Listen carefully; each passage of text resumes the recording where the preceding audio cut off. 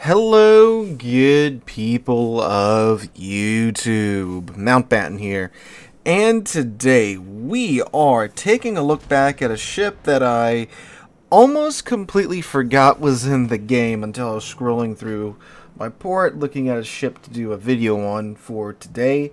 And that is the Tier 7 Premium British Battleship, the Nelson. Now, the Nelson isn't currently available for purchase. She does come back in the armory for auction every now and then. I think she's been offered up twice, maybe only once, but usually ships that are available in auction, they tend to come back around again in auction, like with the Musashi, for example. So there's a chance you might run across the opportunity to pick this ship up in the future, or you might have been lucky enough to pick her up in the Santa Container event that came to an end last month, or I should say a couple of weeks ago.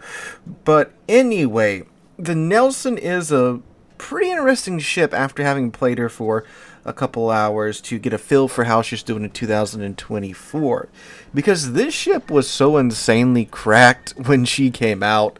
And what was she releasing, like 8.0, 8.5, something like that?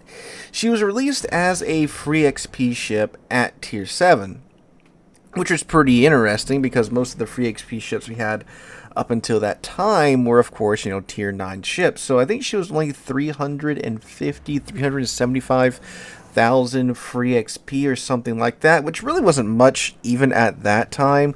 So she was a very easy ship to obtain. And what you got was a really, really great package. You have 9 16-inch guns at tier 7, which that in and of itself is just an insane amount of firepower. We wouldn't see anything like that until we get the Sinop with the Soviet battleship tech line. But I mean, like, that is still, no matter how you cut that, that's a lot of firepower at tier 7, because 16-inch guns at tier 7 means you are essentially a Yami at tier 7. You don't really care about armor thresholds because, well, you go through all of them from tier 7 down, so you can just blast ships in the nose and they will take massive amounts of damage. But not only did she have 16-inch guns with good AP at medium to close range, at longer range her AP is kind of mediocre, but that didn't really matter because you have absolutely godlike HE. Like, even by today's standards, the Nelson's HE is just bonkers. You are going to set a fire. If not this salvo, for sure the next salvo. And if 3 salvos in a row go by and you haven't got a fire yet, RNG just truly hates you in the Nelson. So it doesn't really matter what you do when trying to not die by a Nelson's hand. If you are visible and in their range, you are going to die from a Nelson. Like, even if you're in a tier 9 ship, right? Like, with better armor that can bounce 16-inch guns when they're angled, it can just melt you down. It's a question of, can you sink it before it sinks you? And you might find that hard to do even with the 25mm bow and stern that she does have, because not only do you get 16-inch guns with the ability to overmatch most of the thrusters that you see with God tier HE, you get a super heal a la the Conqueror. The Nelson has the ability to essentially reprint up to, I think it's like 40-45% of its HP with a single click of a button, because yeah, why not give the ship with 16-inch guns at tier 6 and God tier HE a super heal on top of all that? So yeah, this thing's ridiculous, right? So now that is kind of balanced out by the fact that she does have a massively exposed citadel. The Nelson was a treaty designed battleship. So the way that the thing works is that's why all the turrets are in front of the superstructure. It saves on the armor weight because you only have to really armor that stretch where the turret magazines are, and everything else you can just leave the armor off of it. It's essentially, you take the J3 battlecruiser design and cut it in half, and you stuff it all into a small package. So instead of getting like a quick battlecruiser, you get a slow battleship with 16-inch guns. So yeah, but anyway, because of that, the Citadel is high and exposed, and yeah, it is really easy to get clapped in this thing if you aren't paying attention to, what's around you and your angles. It is 100% possible for you to lose, 2/3, not most of your HP in a single salvo. But again, you have the super heal to kind of lick your wounds and get yourself back in the fight. It's also complemented, I should say, she's also balanced by the fact that her AA is absolutely mediocre. So CVs really don't care too much about your AA. You're just kind of like a pinata for them that they can keep coming back to because of your super heal.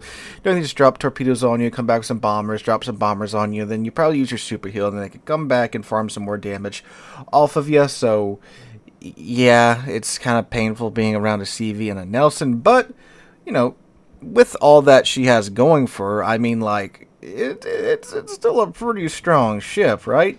And back in the day when the ship was released, it was just, I mean, easy mode, right?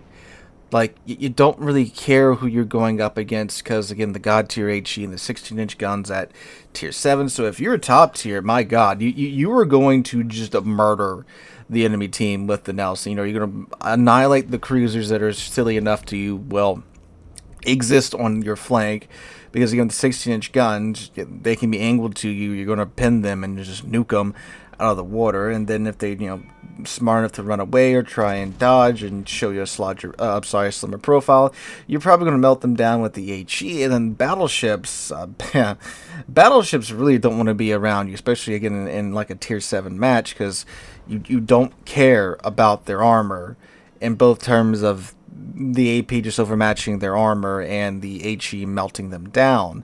And even if you're at mid tier, the Nelson really doesn't care. Nelson really didn't care back in the day until you started getting like double up tier to tier 9, and then at that point it's like, okay, I can't really overmatch these battleships with my AP anymore, so I gotta use my HE a little bit more. And they have bigger guns with higher alpha that can, of course, zip right through my armor, but I still have the super heal to fall back on. So if you knew what you were doing in the Nelson, like if you had a brain and paid attention to the ships that were around you, and you're in an advantageous position, you could really just hang back at your maximum range with your HE and just rain down HE on the enemy battleships and enemy team. Again, you were going up against tier 9 ships, and you still do perfectly fine in the Nelson in double up tiered games back in the day. So what about today's World of Warships? Well, friend. A lot about the Nelson has remained true, but oh my God, has this ship not aged terribly well in today's World of Warships? As many a ship, from back in the day has not. But this is a ship that I really didn't think was going to really care too much about, today's meta, because again, you still have the God tier HE and all that jazz going for it. And I originally was like, oh yeah, no, Nelson, haven't played her in a while. She's probably still horrendously broken because it's the Nelson. But yeah, no, she's been knocked down a rung or two with the current meta. I mean, go figure. There's more and more HE spam. Again, the thing's coded in the bound stern's 25 millimeters. It's not that thickly armored in the first place, right? So with all the increased HE spam, and like SAP definitely has certainly vibe checked this ship, right? That has been a big ol' slap in the face to the Nelson. And granted, it probably needed it because of how cracked out it was, right? So those two things right there, the increased HE spam and, well, SAP existing now is a pretty big balancing factor for the Nelson, shall we say, in today's high-tier games. Of course, there's more CVs out there. She came out in a time when, the CV rework was around the corner. It just happened, and Wargaming hadn't really been releasing too many premium CVs or too many new CV tech lines. But now, since then, we've had more and more CVs get added to where they're kind of a normal presence at, tier 7 matchmaking. So dealing with that with her AA is not great at all. And submarines are, of course, the thing now, and she is not a very fast ship. I think she goes like 24 knots, 25 knots with the speed flag. She takes forever to stop. She has a really weird, well, I believe it's the British cruiser deceleration formula where like they just don't stop. They're one of the few ships in this game that have a kind of historically accurate stopping distance, right? So she just doesn't stop, and she's not terribly maneuverable, so dealing with submarines can be a bit of a pain.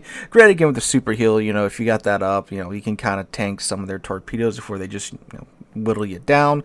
So she's got that going on here. They gave her the gimped ASW as well, like they did with a lot of the other, shall we say, popular ships, right? And of course, too, when you do get double up tier, there's a whole lot more large gun battleships at tier 9 that have been continuously added to the game that just, they don't really care about your armor in the first place, but because, they're larger gun battleships, like 457 and such, they just, rip right through you, and then you gotta, that deal with that, 18-inch alpha at tier 7, right? So that is no fun, of course. Now, thankfully, she doesn't have to see super ships, so thankfully that's not a factor because she is a tier 7 ship. But yeah, they somehow managed to vibe check this thing, to power creep it just about. And, it's just playing into her weaknesses that she already had. Nothing's been nerfed on her directly, but it's just like, sheesh, man.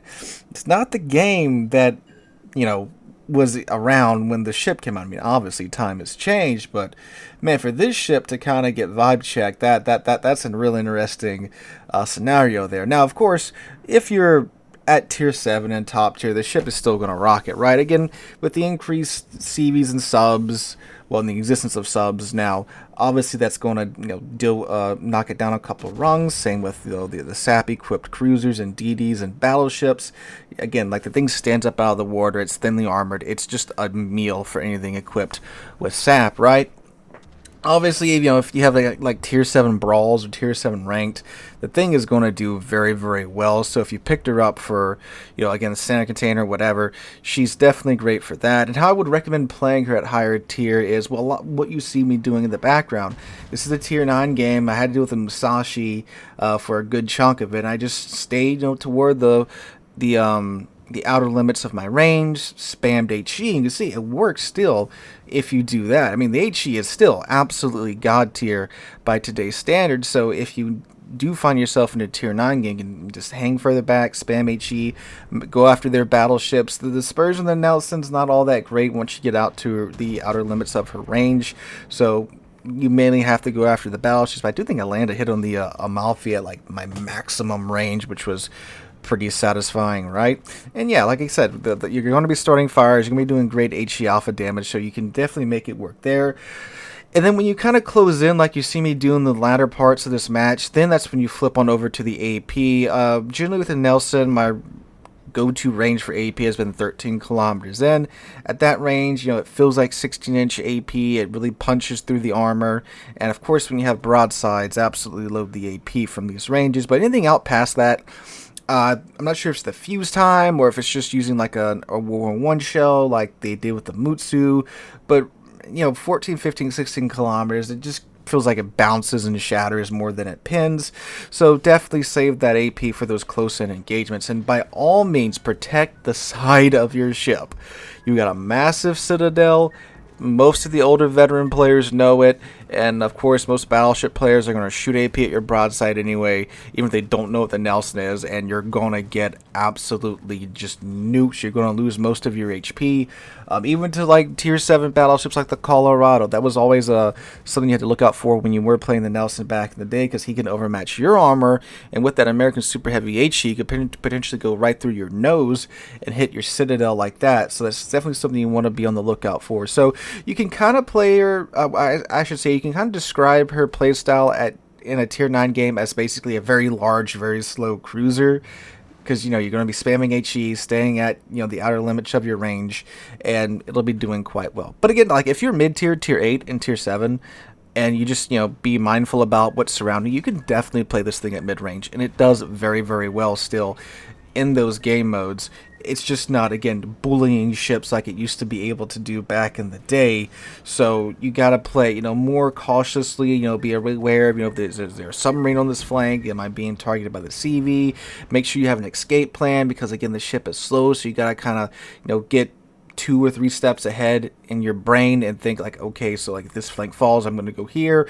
If we're going to push, I'm going to go here. I need to see what's going on with the other flank. Just you got to be very mindful with the Nelson, like any slow, mid-tier, mid-higher-ish tier battleship, like the Dreadnoughty battleships, or I should say the battleships of the American battleship line. That's a I would say that's a pretty easy like go-to reference there for playing the Nelson. Again, if you picked her up in the center containers, and again, she might come back in the army for auction. You might pick her up in a super container. Just a ship I felt like talking about for today's video. But very interesting to see where a ship that was, you know, absolutely top of the pack, top dog a few years ago is in today's World of Warships.